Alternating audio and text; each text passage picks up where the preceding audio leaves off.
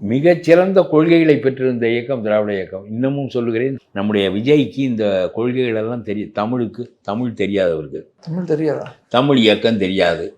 நாம் மொழி வழி இன உணர்வு படைத்தவர்கள், நாம் தனித்தன்மையானவர்கள், வடக்குக்கு மாறானவர்கள். நம்முடைய நாகரிகம் இந்திய நாகரிகத்தை உருவாக்கிய 2 நாகரிகங்களில் ஒன்று ஆரிய நாகரிகம், வேத நாகரிகம், இன்னொன்று சிந்து சமவெளி நாகரிகம். அதனுடைய தொடர்ச்சி நாம். திருக்குறளை நாம் பெற்றிருக்கிறோம்.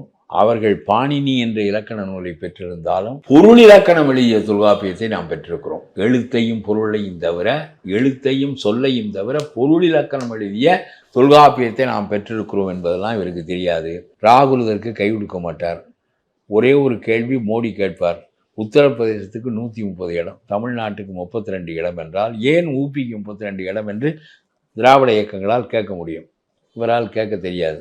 இவருக்கு ராகுல் உதவ மாட்டார். இல்லாவிட்டால் உத்தரப்பிரதேசத்துக்குள் நுழைய முடியாது ராகுல். அவர் இதிலெல்லாம் மௌனம் பூணுவார். தேசிய கட்சி பூராவும் மொழி வழி இன உணர்வு கட்சிகளுக்கு எதிரானவை.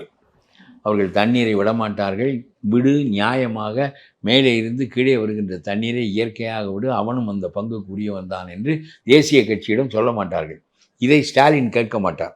ஓட்டு வாங்குவதற்காக காங்கிரஸை வைத்து கொள்ள வேண்டுமே, அதற்காக அவரை பார்த்து, இந்த கர்நாடக முதலமைச்சரை பார்த்து மேகதாதுவை ஏன் கட்டுகிறாய் என்று கேட்க மாட்டார். இப்பொழுது நீனும் காங்கிரஸை சுமந்து கொண்டிருக்கிறாய், மேகதாதுவை ஏன் கட்டுகிறாய் என்று உன்னால் கேட்க முடியுமா என்று எனக்கு தெரியவில்லை. இப்படி பல இந்த தேசிய கட்சிகள் பெரிய நெருடலான கட்சிகள். இவற்றுக்கெல்லாம் எதிர்த்து போராட, பிஜேபியோடு போராட உன்னால் எவ்வளவு முடியும் என்று எனக்கு தெரியாது. எது புரியும் என்று அவனுக்கு தெரியாது.